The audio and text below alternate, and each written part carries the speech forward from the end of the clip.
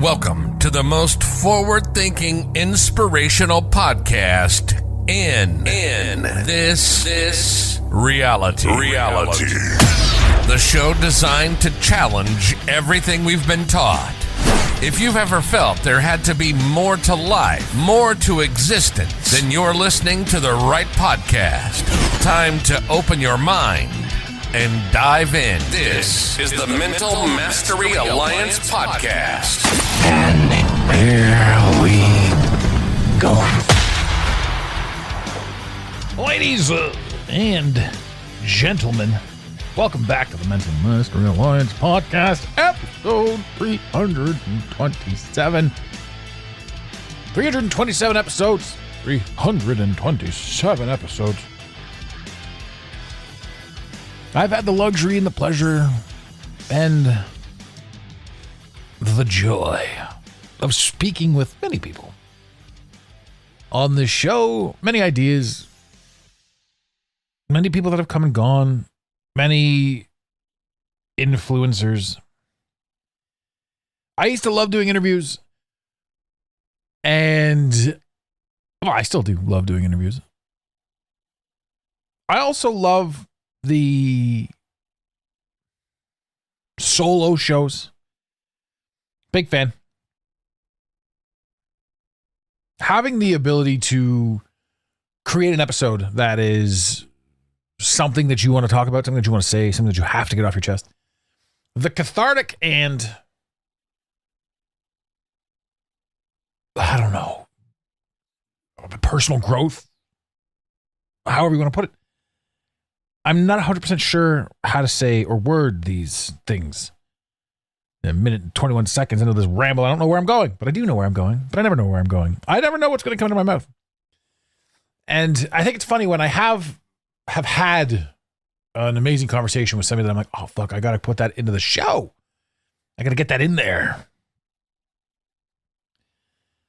And it doesn't always get there because my brain, my work, my clients, my business, everything is constantly becoming. This one to me was kind of important, though. This one was one of those ones where I actually really did want to talk about it, so I had to go looking for it. I had to dig back through conversations, bring up these valid points, because I'm like, I remember talking about it. I remember feeling, as I was saying these things, that it was rather cathartic. It was rather important. It was rather... I liked it. I just liked it. And when you start doing these shows, and when you start doing these things, and when you start creating, we all start creating for them.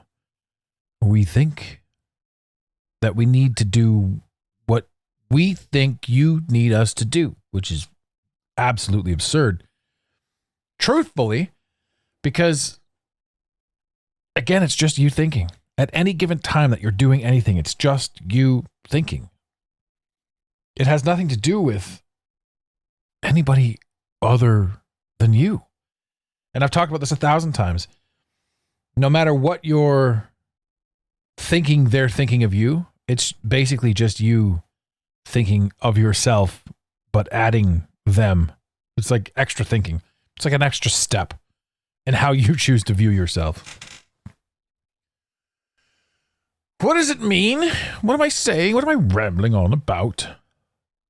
I think as we progress through this world, as we progress through this reality, and the more you look at, say, my shows, from 0 to 100, from 100 to 2, from 200 to 300, how they grow.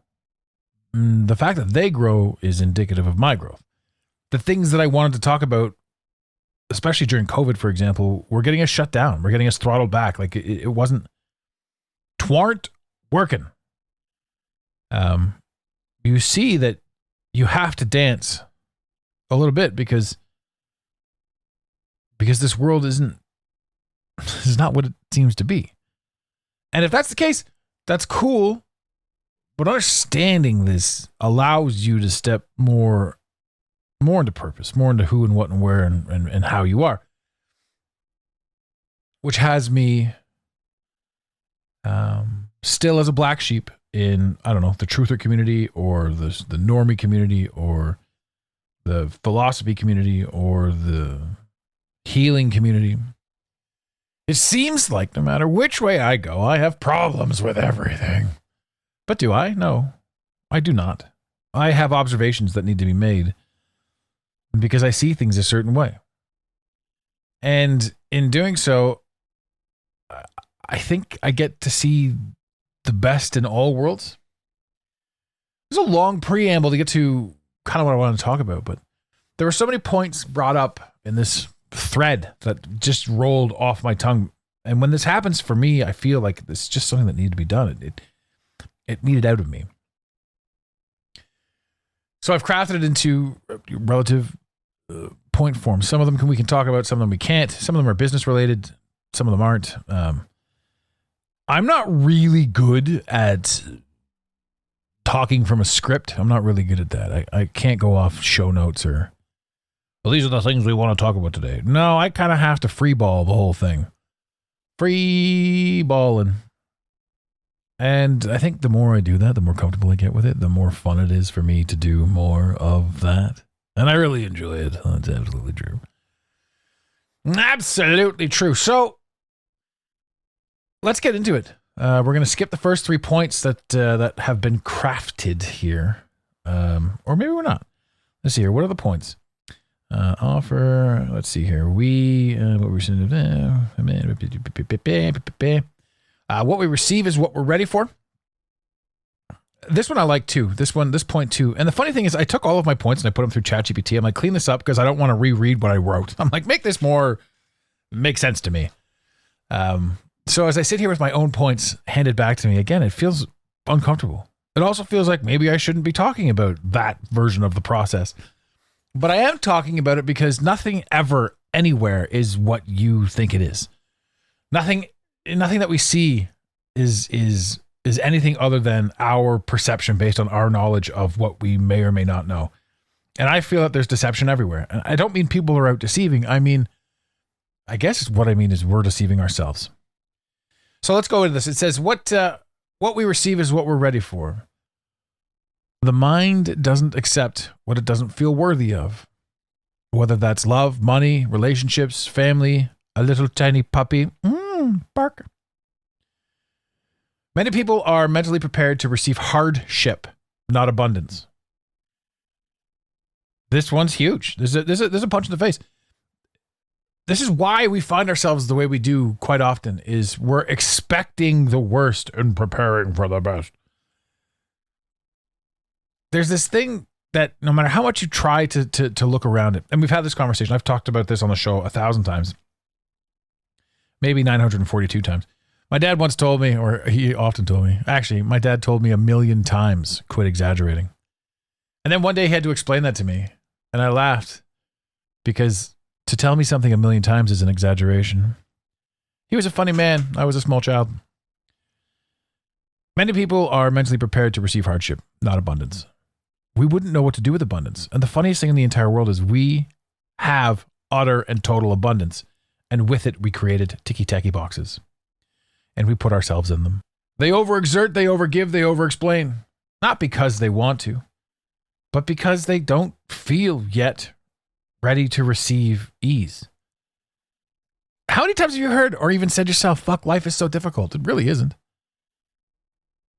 All the things that we think that we want were planted in our heads, and they're screwing with who and what and where we are. Fucking MTV Cribs. Yo, dog, I heard you like fish tanks, so we put a fish tank in your car. Whee! MTV Cribs. Pimp My Ride. We grew up with this stuff. We grew up being inundated with flash, cash, rock and roll. Then they hung all of our rock and roll heroes. Remember the Me Too movement? Everybody got in shit for doing everything they were told to do. Do people not remember that, like fucking American Pie was a movie based on fucking a pie. It was the number one movie in America. And the punchline was the foreign exchange student got sent home in shame because they filmed her naked on the internet. That's a crime. That's, in today's day and age, that's an absolute crime. You go to jail for that. But it was a punchline in a movie.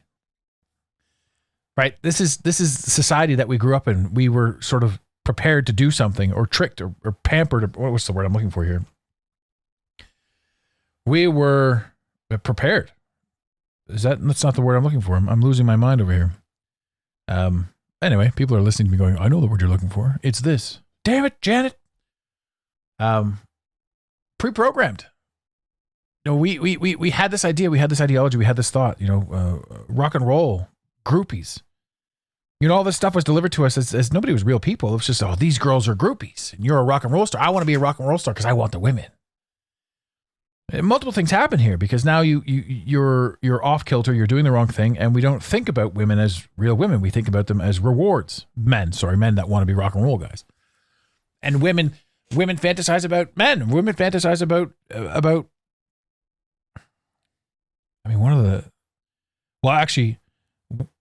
one of the number one things that they fantasize about is multiple partners in a risky situation.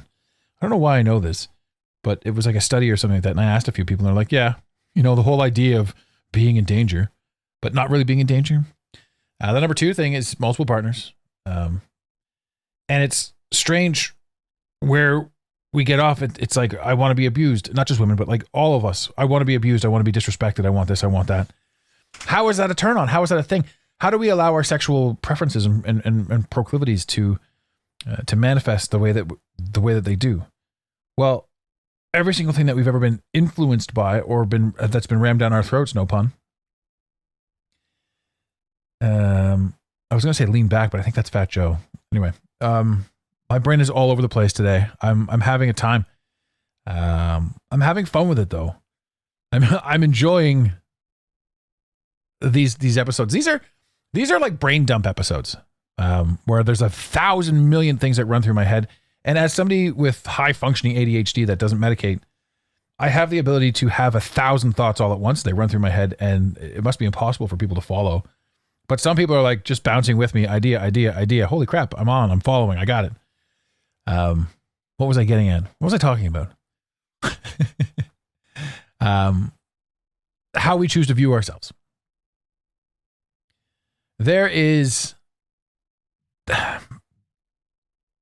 a tie-in to who and how we think that we are based on what we experienced growing up. I would say at one point there was a change. There was an absolute massive need for change in Hollywood. And the Me Too movement served its purpose and shone a light on a lot of things and everything was crazy. And I firmly believe that. Everything went over the top and we weren't allowed to make jokes about anything for a long time throughout the media. The media was indicative of like the past 5 years where everything was so serious. There was no joking. There's no bullying. There's no this, there's no that. There was none of this. And anyone that wanted to do it was attacked by social media. There was outcry. There was cancel culture. Cancel culture is turned around right now and made an ass out of itself. So like if somebody tries to cancel you now, it's fascinating.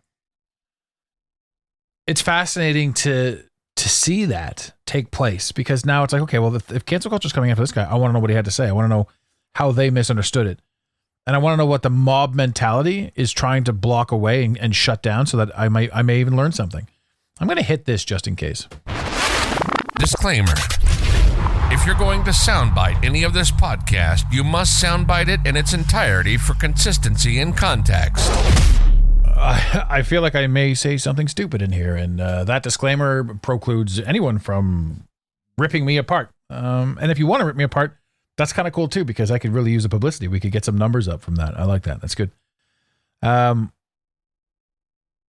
There's so much that goes on in this world. There's so much that happens that we tend to focus on, that we don't seem to understand, that doesn't make sense at the moment that we're watching it or witnessing it.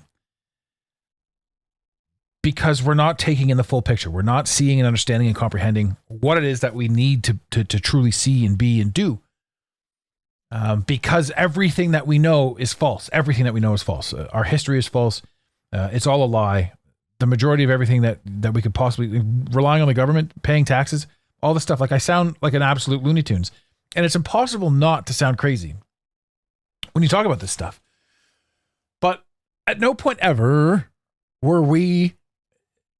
did we agree to any of this stuff? I mean, if you really think about it, ladies and gentlemen, your birth certificate is your very first piece of identification. That piece of identification is how you got a driver's license or how you got whatever else, social insurance, whatever the hell it is. It all stems from the birth certificate. The birth certificate is a forged signature. It's not your signature. You weren't cognitive enough to sign for it. It is a fraudulent document that is proof of who you are. And everything based off of your social or your birth certificate is fraudulent in perpetuity. Therefore, every debt that you owe is fraudulent. And every tax that you pay is fraudulent because it's extortion. Now we could go on and on and on and on and on about that, but all of these things also only exist for you to understand. Every ounce of the game that we play isn't real. It's not accurate. And this I'll explain in a minute when we get down to the rabbit hole section. But it goes back here. They overexert, they overgive, they overexplain, not because they want to, but because they don't feel ready enough to receive. You're good enough, ladies and gentlemen. You're good enough to no longer be a victim of anything that you think that you're a victim of. You no longer need to be stuck, a prisoner of your past. You no longer need to hold the views that you may have held for a long time. You no longer need to believe that other people are better or worse than you. You can simply do whatever you want. We have stress and sacred growth over here. You aren't being crushed by life. You're being formed by it. Right? I have the opportunity to witness people do ridiculously ridiculous things. They live their lives. So here's the interesting thing. If somebody's doing something ridiculous and I'm observing it, here's the trickle-down effect. From their perspective, it's not ridiculous. From their perspective, it is how their life got them to where they are right now, and they're doing whatever it is they have to do to survive.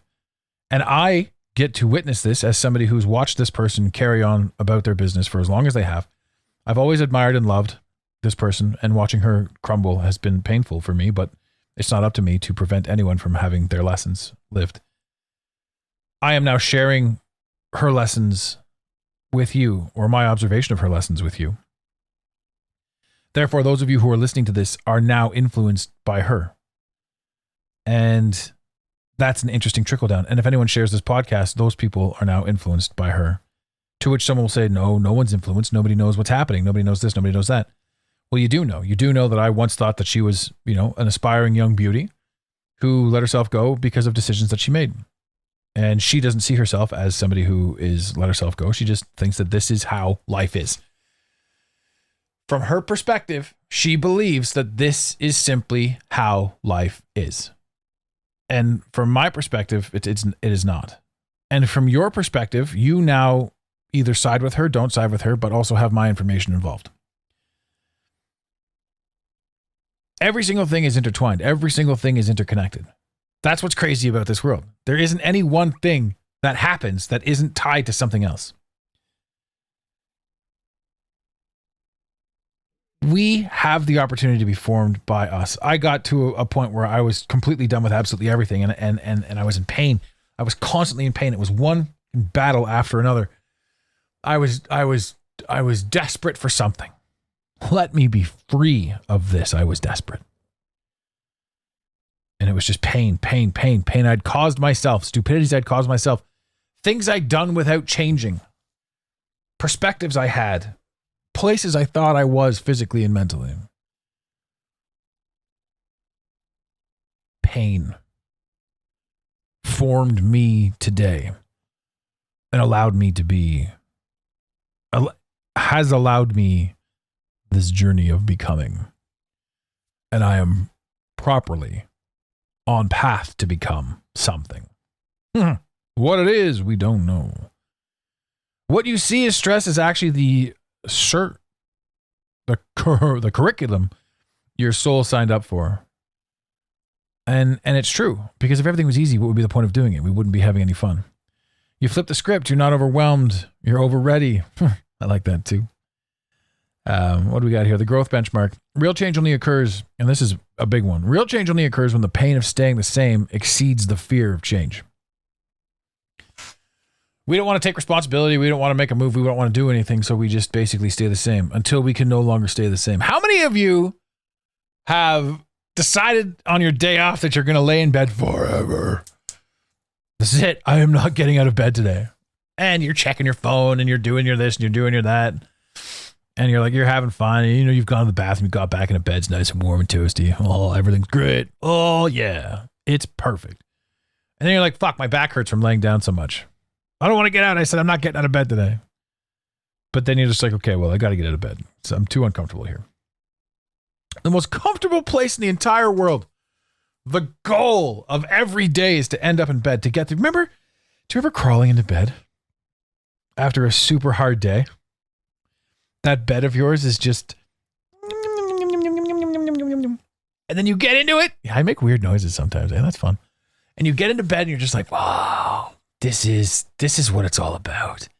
You pick warm blankets, get nuzzled in. If you sleep by yourself, you've got yourself a pillow fort. You're all piled in there, and life is good. This is the best moment in life, right here, right now. But then you stay there for too long. You're like, I got to get the hell out of this place. That's life. That is 100% life to a T. And no matter how comfortable you are, eventually the pain of staying there grows and grows and grows, at which point you jump. Now, there's a happy medium where you spend a little bit of time in bed, a little bit of time elsewhere, and a little bit of time hither and yon, and you create something fantastic for yourself. It's not weakness to stay there. It is simply a benchmark. You stay there long enough, and you're like, okay, fuck, we're moving forward now. At this very moment in time, we will be moving forward. It's breaking out of a cocoon. These are the points that you step into. You're like, fuck, yes, here we go. Tra-la-la. To the Hamptons. We have this existential agoraphobia. I love this. We come from limitless. We are limitless entities. We aren't individually limitless entities. We all come from one giant source. Consciousness. And we are little tiny individual pieces of consciousness experiencing ourselves through each other. One by one, piece by piece, inch by inch, we are amazing. But we are one. And we are giving ourselves a hard time, and we are helping ourselves out, and we are picking ourselves up, and we are beating ourselves up, and we are pushing ourselves down. And we are voting for or against ourselves, and we're fighting with ourselves for who we voted for because we're all playing some fucking foolish game. Existential agoraphobia. We are afraid of our own limitlessness. Limitlessness. It is scary to realize how big you are. It's like, it's all encompassing to admit your own power. It's true, though. But eventually, your old beliefs do begin to crack. The further down these rabbit holes you go, the further down this journey you enter into. Your own shit begins to crack. You're like, fuck, I can't do this anymore. Wow. I just got audio feedback. I had such a hassle with this thing last weekend, and I don't know if it's changed or if I've done anything. I may have to re-alter the settings on this, but never in my life have I had audio feedback before. That's a first. Sorry about that, ladies and gentlemen. I'm getting more of it. What's happening to me right now? I'm freaking out, man. I love technology. I love learning and growing and adapting with it. I love technology. Technology. Your old beliefs. Every single thing that you held true. This is one of the biggest things, too, that I talk to people about. You have to be able to question everything you believe to be accurate. You have to be able to question your deepest, truest, darkest beliefs about yourself and about the world. Because if you can't, then that becomes an anchor. That becomes a limiting belief. No matter how powerful it was at the beginning, you are now living in limitation. Limitation. And now we get into the meat and potatoes of this whole beefy beef. The rabbit hole revelations. This is where I get into it. Because for a long time, I was a conspiracy theorist. Hello, where's my tinfoil hat? Thank you. I've had people talk to me and say, how can you believe all this stuff? And it's funny because you either believe the main story or you go looking for other things. And the more you go looking, the more you realize that as bullshit as the main story is, so are all the other things. Now, is that to say that the earth is flat, the earth is a ball, the earth is concave? I don't fucking know. There's no validity to flat earth. And that's going to piss off a lot of people. But there's no validity to globe earth either. There's more validity to flat earth than there is to globe earth. Fucking globe earth. Like if we're just going to be specific, never in the history of anything in physics does water stick to a spinning ball. Even if it was violently graphic. Woo! Let's believe it as much as we possibly can. And the earth is spinning the way it is. And it's all this water on earth ball earth. Earthy ball. Don't you think that the equator would be like one giant surfboard? The whole equator with the fucking spinning earth. Oh, it's so good. People have a hard time too with here's a funny one too with flat earth, right? Round earth, flat galaxy. Right? The stars in the sky and the way we transfer and the way we've got an axis, Earth's spinning on its axis. Earth's on its axis. We're spinning, but it's tilted. It's a bit of a tilt spin. The tilt spin implies up and down in the universe. There's an up and down in infinite space. That's how an axis works. The whole story is absurd. It's absolutely absurd, but we've never, ever, ever been given the opportunity to question it. And if you do question it, we don't even have the cognitive disarray to understand and comprehend it. So, ball earth is asinine. Flat earth, I got massive questions because there's not enough information on flat earth. Concave earth is fun. The idea that we're in a dome. Sorry, like concave earth is like a Dyson sphere, which I think is a Star Trek reference. So it's like we're the inside. Hollow earth is that we're in caves. And then people are like, well, how would that work? Because there's a sun. Could a sponge do this? Anybody got a quote for that? Who was I quoting right there? I find it funny because most people will attack you when you ask questions that truly make sense. That absolutely makes sense. You get attacked. I don't believe these people are real anymore. I believe just like you see bot accounts on Facebook and Twitter, I believe that NPCs act like NPCs in real life. And the NPCs are also running bots. So people that you stare at face to face that are NPCs have Facebook accounts. And they're bots. They run programming. They want to shit on you or they want to ignore you. They don't want to do anything else. And I remember being dead asleep on Facebook in 2007 or whatever. And I was a bot. I was just programmed to be an asshole. I hated myself, so I was sarcastic with everybody else. I'm still sarcastic now, but I love me. My sarcasm doesn't come from a place of darkness, hate, anger, rage, frustration. It comes from a place of fun, and I don't ever want to see anybody hurt. But for me, I was so hurt back then that I had to hurt. It was it was just a mental state. But it's not that now. Now it's just fun. Let's have some fun. And if we overstep our boundaries, we apologize. But we like to have fun. So that's just one rabbit hole was flat earth. There's a billion rabbit holes. Star forts, Tartaria. Geez, my brain just goes ridiculous. Mandela effect. You just go over and over and over and over and over what all these things are. You can go over Watergate. You can go over Bill Gates. You can go over Black Tom. You can go over 9/11. You can go over Pearl Harbor. You can go over the Gulf War. You can go over, Jesus, the list goes on and on and on. Anything that you've ever seen on the television, a lie. A total lie. But what does it mean? Am I going to get lost in these rabbit holes? No. No. Yeah, I mean, yes. Yes, he says yes. But no. No. The reality is, if you don't ask a single question, here's your story. You wake up in the morning, you vote for your president, you eat your Cheerios, which are filled with floor cleaner.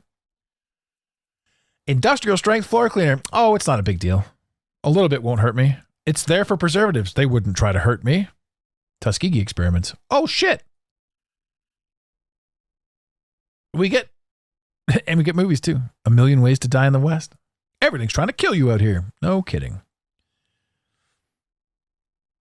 It's a constant barrage of information. So here's the thing. You don't ask questions. You don't go down rabbit holes. You're an NPC. You do go down rabbit holes. You do ask questions. You're growing. You're learning.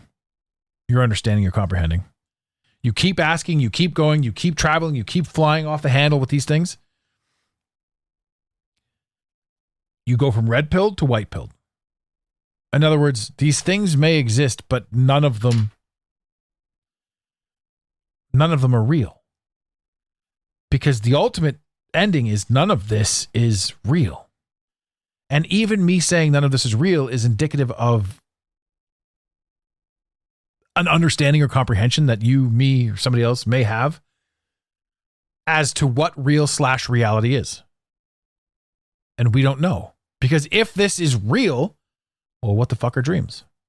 Dreams are places that we go and we have active and vivid experiences. Am I crazy? Sure. Was there a point in time where I was worried about talking about these things because I was worried about what people would say? Sure. Was there a point in time where I was worried about my business, which is where I help people break free from anxiety, from depression, from pain? And I help them understand and comprehend and how to grow and build and succeed in a world where we live with limitations. You teach people to break free from your own limitations. It used to terrify me to talk about this stuff. But then as you grow and as you progress and as you get more and more clients and as you do more and more business, you realize that these are the things that need to be spoken about. These are the things that need to be talked about by me, because I need to say them for my own personal benefit, for my own personal understanding and comprehension. I need to get this stuff out of the ethos. The alternative is I sit here and I talk to a wall. I'd be happy enough talking to a wall, but boy, would that be weird. I'm just standing here talking to a wall. But here's the truth too. I don't know any of you people. I mean, I know some of you, sure. But I can't possibly know all the numbers. So I'm doing all this. I'm working all this. Right now we're 40 or 32 minutes into this podcast. And I don't know who's listening. I don't know if anyone's listening. I see numbers on a screen. I don't even know who people are, really. I'm not supposed to. I see numbers on a screen. So I'm doing all this talking because I like to see numbers on a screen. And what's really cool is after that, you know, you're out in public and you meet people and people know who you are and they recognize you. And that's fun too. But it doesn't mean anything because that's a moment in time. I'm having dinner and somebody recognizes me. It's not a regular occurrence. It's a moment in time. It's an experience that I'm having. We get so tied up in the moment, the argumentative moment, the thing that we're doing, the person that we're talking to, the idea that we have to convey, the thing. We get so wrapped up in who we think we're supposed to be, what we think we're supposed to say, that we forget to be who we are. We forget to do what we came here to do. And the funny thing is, we were born without knowing what we came here to do. And you came here from somewhere to do something. And we don't allow ourselves to live it. Right? But then in not allowing ourselves to live it, we're legitimately living the thing that we came here to do. Which is why you can't make any mistakes. You're here to do the things that you're doing now, going to do in the future, and have already done in the past. These rabbit holes allow us to see through all of it. So if somebody comes back at me now and says, hey, blah, blah, blah, blah, blah, I think you're crazy for thinking this. And I would say, it's amazing to me that you felt the need to come to me to tell me that you thought I was an asshole. Like, that's something that you needed to do. That's a you thing. That's not me. I don't need to hear it. And I understand too that, you know, my biggest shift was operating from integrity. Every single thing that I do, I step into it from integrity. So if you want to come at me, you're coming at me from negativity. You're coming at me because you're a dick. If you're coming at me in that way, if you're going to have an open conversation or ask an intelligent question, I'm all for it. If you want to be smirky and smart, never forget where I came from too. I can play that game just as well. I don't want to, and I often don't. These rabbit holes, after you've gone down every last rabbit hole, you realize that this whole thing is for you.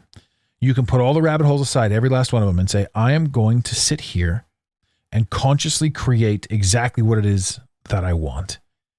I am capable of achieving everything that I've ever wanted to achieve. I just need to figure out the path to do it. My life's purpose is to figure out exactly what I want and to go and get it. How do you stay interested in the game? Conspiracy theories. When the game gets boring, change it up. New information. Mandela effect. Fantastic. One of the biggest things that happened to me and understanding and comprehension and realizations was I couldn't wrap my head around where new ideas were coming from. How could I possibly know something I didn't know? I understand extrapolation. I understand taking pieces of information from everywhere and creating new information. I get it. But how could I know something? How could I know something? I could assume something, but how could I know something? And when you realize that you're not having thoughts, you're tapping into frequencies, things change a little bit. When you realize that you're on a path that's showing you a certain thing, things change a little bit. So for me, it was amazing to get this click, this punch in the face that was, you're not creating new thoughts, you're unlocking old memories. Which means if everything's cyclical, we've all been here before, we've all done this game before, we've all played these things, we've played them out, then we understand that what aligns with you is intentional. And we understand that we can then proceed along those lines. You are not having new thoughts. You are clearing the debris inside your field to unlock old memories. And that is amazing. It allows you to no longer seek answers because they aren't out there. You get the opportunity to live in the question instead. And that's powerful because when you simply allow things to be, when you live in the question, you don't need to know what's going on. You need to experience the moment and be in awe of it. You don't need to, but you get to. I don't need to have all the answers. I like the mystery. I like to hear the question and be like, that's fascinating. Maybe in my lifetime, I'll clear enough debris away to remember what that's all about. You no longer need to define the end game. What am I going to do here? I'm doing this, and this. What's it all for? Why would I, if I can't? This is the biggest thing in the world because people don't get started on new things because they have no idea how it ends. They can't see an end result, so they don't take the first step. Biggest fucking mistake anyone's going to make. They don't take the first step because they can't see how it ends. That's wild to me. When you begin to live in the question, that's where creation flows. Because it doesn't matter what the end result is. You know what you want, and you've got a billion different avenues to get there. That didn't work, turn left. That didn't work, turn right. Go straight, go up, go down, go around, dipsy doodle. You put your left foot in, you put your left foot out, shake it all about. And there it is. You're living in the question.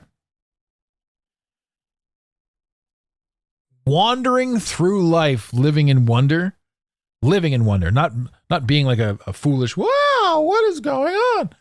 But living in the energy of wonder allows you total freedom to clear out all the other crap. You don't need things to be a certain way, therefore you're never let down. You just need things to be. You need to be able to wake up in the morning and continue. And that shit's fun. One thing leads to another.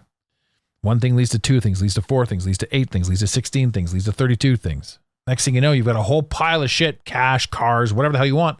And you're still standing there living in the question, living in wonder, living in what's next? What are we doing? What's happening? I got 4 kids, 3 houses, 8 cars, tons of cash in the bank, good investments. And I'm still standing here going, oh, what else? What else are we doing? What else are we doing? That's the way it goes. I'm just saying arbitrarily. I don't have kids or billions of houses or billions of cars. But I do have the ability to stand and wonder. I don't know if I want kids. I'm 45. I think it's too late for me to have kids. People will say it's not, but I don't want to be like 80 years old at my son's, high school graduation. Although, you know what, I say that now, but what if at 60 years old I decide to have a kid?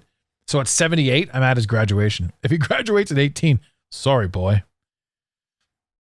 78 years old. I'll be pretty cool at 78. Like, yo, I'm an old man. I'll put on the Will Smith. Getting jiggy with it. People be like, beat it, old man. Yeah, I'm on a tangent. It's all good. Again, stop seeking, stop trying to live in the answer and start living the question. It's a beautiful thing. Another one that captivated me too was the misunderstanding of the truth will set you free. It's a true thing. In the third dimension, the truth will set you free. In other words, if you speak the truth, you're no longer free. You're no longer burdened by the lie. So the truth will set you free. But the higher up you go through understanding and comprehensions of yourself, of this, that, or the other thing, the more you realize that the truth is comprehension. The more you know about who and what and where you are, the more you feel aligned, the more free you become.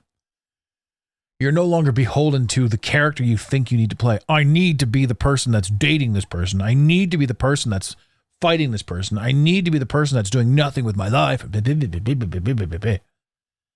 need any of that shit. You just need to stand back and experience. And the truth of everything, knowing the truth, sets you free from the illusion and the prison of third dimension. The whole construct of reality as we're taught, it's all fabricated.